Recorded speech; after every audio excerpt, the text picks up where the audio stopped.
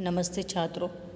कक्षा 10वीं में गज़ल कविता के अंतर्गत तुम सभी छात्रों का स्वागत करते हुए श्री भैरवनाथ विद्या मंदिर पाबल की ओर से आज हम अध्ययन और अध्यापन इन दोनों भी मार्ग पर चलने वाले हैं। देखिए, मानिक वर्मा जी के विषय में कल मैंने तुम्हें इस कविता के वाचन करने के पहले कुछ जानकारी बताई है। ठीक है। परिचय के अंतर्गत जो है यह हमने देखा है, प्रमुख कृतियाँ क्या है यह भी देखी है। अभी पद्य सारांश के अंतर्गत या पद्य संवाद के अंतर्गत यहाँ पर पद्य संबंधी जो है तो अधिकांश जो गज़ल है यह शेरों में वर्मा जी ने सबको जीवन में निरंतर अच्छे कर्म करते हुए आगे बढ़ने के लिए प्रेरित किया है। यानी मनुष्य है तो मनुष्य को हमेशा अच्छे कर्म करते रहना चाहिए। अगर वह बुरे कर्म, हिंसक कर्म करता होगा तो उसमें और जानवरों में कुछ अंतर ही नहीं रह पाएगा। इसीलिए रूप रंग से भले ही हम दिखने में सुंदर न हों, परंतु अगर हमारे कर्म सुंदर होंगे, हमारे चेहरे पर, हमारे मुख पर अगर मुस्कान होगी तो हर काम आसान और अच्छा बन जाता है। देखिए, अब हम यहाँ पर देखेंगे, आपसे किसने कहा स्वर्णिम शिखर बनकर दिखो, शौक दिखने का है तो फिर नींव के अंदर दिखो। यानी मनुष्य हमेशा विचार करते हैं कि कहते समय बोलते भी है, विचार करते समय बोलते हैं कि मुझे सबसे ऊंचा शिखर लेना है, मैं यह बनना चाहता हूँ, मैं वह बनना चाहता हूँ। सब ऊंचे ऊंचे पदस्थ के नाम देते हैं, परंतु कवि ने यहाँ पर हमें, गज़लकार मानिक वर्मा जी हमें समझाते हैं कि स्वर्णिम यानी मंदिर का शिखर स्वर्ण आकार का होता है, स्वर्ण होता है, स्वर्णाकार होता है और उसकी ओर सभी की दृष्टि जाती है। इसीलिए सभी लोग शिखर बनना चाहते हैं। तो कवि का कहना है कि शिखर बनना ही चाहिए, ऐसा कुछ नहीं है। तुम जहाँ पर हो, जिस स्थिति में हो, वहाँ पर भी तुम अच्छा कर्म कर कर, अच्छा कार्य कर कर लोगों के नज़रों में आ सकते हो या लोगों के दिल में बैठ सकते हो। अभी यहाँ पर क्या है, शौक दिखने का है तो नींव के अंदर दिखो। नींव यानी यहाँ पर हम लेंगे क्या है कि जिसे मराठी में हम पाया कहते हैं, वह उसे कहा जाता है नींव। तो अगर देखिए, जब मनुष्य जो भले मनुष्य होते हैं, होशियार होते हैं, वे क्या कहते हैं, किसी भी बड़ी मंजिल को देखकर विचार करते हैं कि भाई यह जो मंजिल है, इस मंजिल को बहुत पुरानी हो चुकी है और इसके बीच इसके लिए जो नींव रखी गई होगी यह बड़ी ही भारी नींव होगी, यानी अच्छी नींव होगी, भक्कम होगी। इसीलिए वो लोग उस नींव का नाम लेते हैं। और आजकल हम देखते भी हैं कि राम मंदिर के अंतर्गत अगर विचार किया तो उसके नींव के निर्माण के लिए कितने लोगों ने प्रयास किया है। तो इसीलिए नींव कितनी महत्वपूर्ण है, पाया। जैसे कि और एक उदाहरण हम यहाँ पर ले सकते हैं, अगर हमें 12वीं कक्षा तक बड़े ही अच्छे गुण प्राप्त करने होंगे तो हमें पहले मूल जो हमारी नींव है, प्रथम कक्षा, द्वितीय, दूसरी कक्षा, तीसरी कक्षा, यहाँ पर हमें ज्ञान बहुत अच्छा, हमारा अक्षर सुंदर होना चाहिए, यहाँ पर हमारे सारी सीढ़ियाँ लर्न होनी चाहिए। इस तरह यहाँ पर नींव के विषय में कवि ने कहा है। आगे, चल पड़ी तो गर्द बनकर आसमानों पर लिखो, और अगर बैठो कहीं तो मील का पत्थर दिखो। अगर तुम चलते होगे, तुम क्रियाशील हो, कुछ और अधिक करना चाहते हो, तुम में गति है, तो ज़मीन से लेकर आकाश तक तुम्हें पहुंचना बहुत ही आवश्यक है। फैलना चाहिए, केवल यहाँ पर ही अपने इर्द गिर्द नहीं तो आकाश तक, आसमानों पर लिखने के लिए कहा है, धूल से, मिट्टी से, गर्द यानी धूल, मिट्टी, इससे तुम्हें लिखने के लिए कहा है। अगर इसके विपरीत कवि क्या कहते हैं आगे, और अगर बैठो कहीं तो मील का पत्थर दिखो। और अगर तुम क्रियाशील नहीं हो, तुम्हारे भीतर की गति समाप्त हो चुकी है, तुम अब उम्र में अधिक बढ़ चुके हो, तो क्या करना चाहिए तुम्हें, एक मील के पत्थर जैसा एक जगह पर बैठकर कई लोगों को मार्ग दिखाता है, मार्गदर्शन करता है, उसी तरह हमें मील का पत्थर बनना चाहिए। आगे, सिर्फ देखने के लिए दिखना कोई दिखना नहीं, आदमी हो तुम अगर तो आदमी बनकर दिखो। देखने के लिए दिखना कोई दिखना नहीं, यानी क्या कि कैसे कहा जाता है, जैसे कि सभी लोगों ने मेरी ओर ध्यान देना चाहिए, देखने के लिए दिखना कोई दिखना नहीं, यानी यह जो ध्यान है अपनी ओर ध्यान आकर्षित किया जाए, इसीलिए कई लोग कई तरह की नौटंकी करते हैं। परंतु कवि कहते हैं कि आदमी हो तुम अगर तो आदमी बनकर दिखो। लेकिन हमारा यह भाग्य है कि हम मनुष्य हैं, मनुष्य जन्म हमने लिया है, इसलिए मनुष्य की तरह ही हमें कार्य करना चाहिए, केवल दिखावे के लिए नहीं।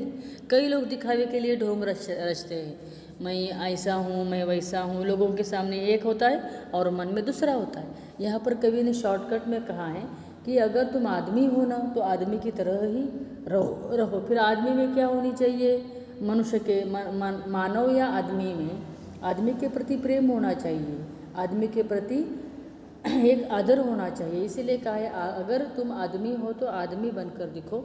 आगे कहा है, जिंदगी की शक्ल जिसमें टूटकर बिखरे नहीं, पत्थरों के शहर में वो आईना बनकर दिखो। यानी आईना क्या होता है, टूटकर फूट जाता है, टूटता है, और उसमें फिर हमारा अगर मन होगा तो वो टुकड़े टुकड़े होकर हमारी तस्वीर उसमें दिखाई देती है।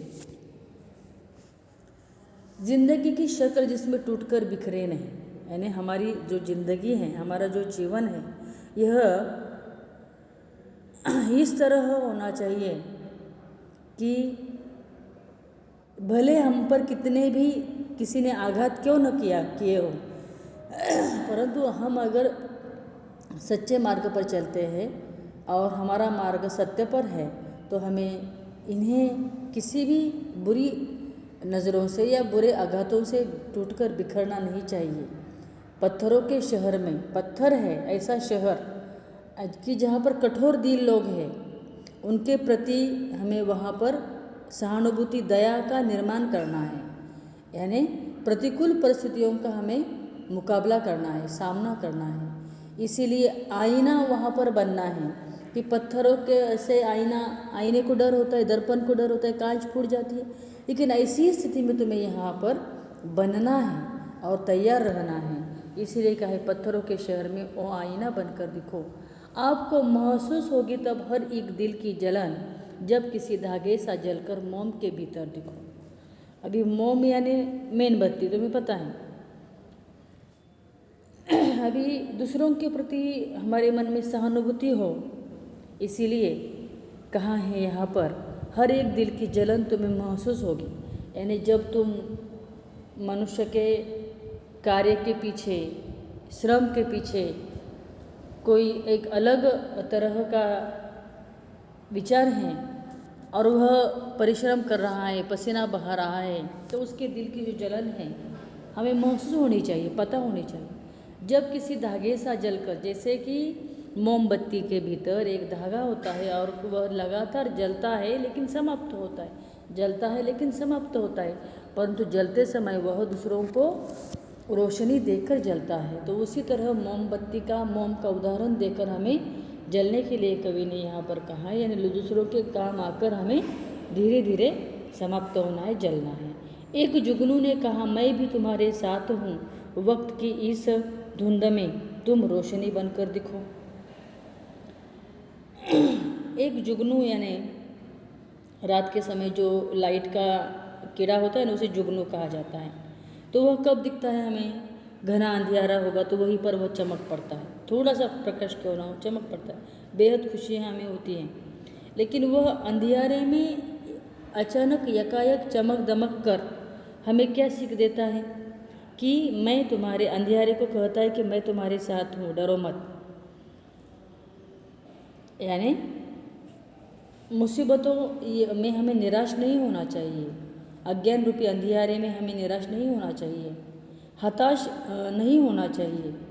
तो वक्त की इस धुंध में तुम रोशनी बनकर देखो। तो ऐसे वक्त जहाँ पर निराशा है, हताश लोग हो चुके हैं, डर रहे हैं, कोई संकट है, ऐसे समय में वहाँ पर हमें रोशनी बननी है, उनका साथ देना है, उन्हें आगे जीवन में बढ़ने की सीख देनी है, उन्हें जीवन के प्रति आदर्श समझाने हैं। ठीक है। आगे, एक मर्यादा बनी है हम सभी के वास्ते, गर तुम्हें बनना है तो मोती सिप के अंदर देखो। कोई मनुष्य है तो उसके लिए मर्यादा भी आती है, समाज के बंधन आते हैं। और इस समाज के बंधन के लिए तुम्हें यह भी पता है कि श्री रामचंद्र प्रभु जी के पर एक मर्यादा पुरुषोत्तम लगाया जाता है। उसका कारण क्या है तुम्हें पता है? उन्होंने कितना त्याग किया था समाज के लिए, अपने पत्नी पर के लिए भी उन्होंने मोह नहीं दिखाया था, सीता मैया पर। तो इस तरह मर्यादा हम सभी के वास्ते है, समाज के बंधन हम सभी के लिए है। अगर तुम्हें बनना है तो इस समाज के बंधनों को लेकर भी तुम, एक उदाहरण दिया है यहाँ पर सीप के भीतर मिलने वाले मोती का। यह सीप के भीतर जो मोती है वह कैसा होता है? कई बंधनों से जकड़ा हुआ है, सीप में बंद है और बिल्कुल समुद्र के सागर के तल में यह हमें प्राप्त होता है। तो ऐसे मोती के भीतर, सीप के भीतर मिलने वाले मोती की तरह भी हम बन सकते हैं कि हम कोई आवाज़ नहीं करते हैं, किसी को हम दिखावा नहीं करते हैं, लेकिन जब लोग हम तक पहुँचते हैं तब हमारे भीतर का जो सौंदर्य है, हमारे भीतर की जो कार्य की क्षमता है, हमारे भीतर की जो प्रामाणिकता और ईमानदारी है, महत्वपूर्ण है मानवता, वह दिख पड़ेगी। जैसे मोती तक पहुंचने के बाद हमें उसका महत्व समझता है। डर जाए फूल बनने से कोई नाजुक कली, ना खिलते फूल पर तितली के टूटे पर देखो। अभी फूल बनने पर होने वाली परेशानी सबको पता है। जब तक कली है तो लोग केवल आते जाते देखते हैं, खिलने की राह देखते हैं। लेकिन जब यह फूल बनता है तो उस फूल के इर्द गिर्द मंडराने वाले कई भंवरे भी होते हैं, मनुष्य भी होते हैं। तो इसीलिए जब नाजुक कली फूल बनती है तो उसकी परेशानियाँ बढ़ती हैं। उसी तरह मनुष्य के भी जीवन में ऐसा ही है। जब तक वह अपनी पंखुड़ियों को, अपने कार्यक्षेत्र को बंद रख कर रहता है तब उसमें कोई परेशानी नहीं। जब वह विकसित होता है, संपूर्ण बनता है, कई तरह के कार्य क्षमताओं को अपने में समाता है, लोगों तक कुछ देना चाहता है, उस समय उसकी परेशानियाँ बढ़ने ही वाली हैं। तुम न खिलते हुए फूल पर तितली के टूटे पर देखो। और फिर इस तरह क्या कहा है कि उस समय तुम्हें खिलते हुए फूल पर तितली के टूटे पर नहीं बनना है हमें,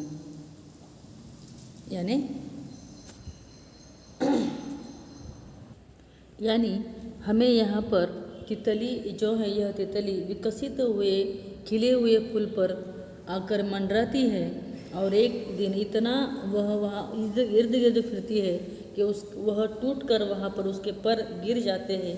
तो इस तरह हमारी स्थिति न हो, यहाँ यह कहा है। यानी किसी विकसित या किसी संपूर्ण किसी ने कुछ किया है, वहाँ जाकर तुम बैठो मत और उसका ही कुछ लेने का प्रयास करते करते खुद ही समाप्त न हो। कोई ऐसी शक्ल तो मुझको दिखे इस भीड़ में, मैं जिसे देखूं उसी में तुम मुझे अक्सर दिखो। इस भीड़ में यानी अनगणित चेहरे यहाँ पर है, अनगणित शक्ल यहाँ पर है, लेकिन इस अनगणित चेहरों में, अनगणित शक्लों में कई भीड़ है, लेकिन इस भीड़ में हमें कुछ अलग बनना है।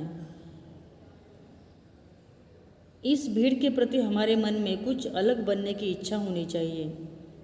मैं जिसे देखूं उसी में तुम मुझे अक्सर देखो। यानी जैसे ईश्वर के प्रति हमारी श्रद्धा होती है और हम उस ईश्वर के लिए जहाँ पर भी हम होंगे मुसीबत में, वहाँ पर ईश्वर को याद करते हैं और ईश्वर को हम उसे ईश्वर से सहायता मांगते हैं।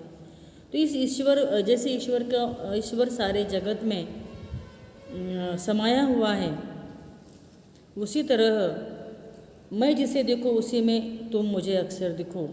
यानी जहाँ पर भी मैं वहाँ जाऊँ, ईश्वर को कहा है कवि ने, वहाँ पर मुझे ईश्वर की प्राप्ति होनी चाहिए। यानी मनुष्य का कार्य इस तरह होना चाहिए, कहीं पर भी जाने पर उस मनुष्य के कार्य को लोगों ने वहाँ के शब्दों से बींधना चाहिए। इस तरह की यह कविता थी। गज़ल मेरी इबादत है इससे ली हुई, यह हमने आज संपूर्ण किए हैं। तुम्हें इस संपूर्ण कविता को मैंने कल ही तुम्हें पढ़ने के लिए और सुनने के लिए और लेखन करने के लिए कहा था। तुमने यह पूर्ण किया होगा और अभी भावार्थ भी मैंने तुम्हें समझाया है, तो इस भावार्थ को भी लिखना है और मुझ तक पहुंचाना है। ठीक है, धन्यवाद। घर पर रहो, सुरक्षित रहो।